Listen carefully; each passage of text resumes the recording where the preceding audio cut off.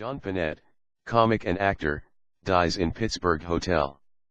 John Pinette, the chubby stand-up comedian who portrayed a hapless carjacking victim in the final episode of Seinfeld, has died. He was 50. Comedian John Pinette found dead in Pittsburgh hotel room at age 50. John Pinette, a stand-up comedian who guest-starred as the victim of a carjacking in the final episode of the comedy show Seinfeld, has died at age 50, an official said on Sunday. Comedian John Pinette dead at 50. Famed stand-up comedian John Pinette has died at the age of 50.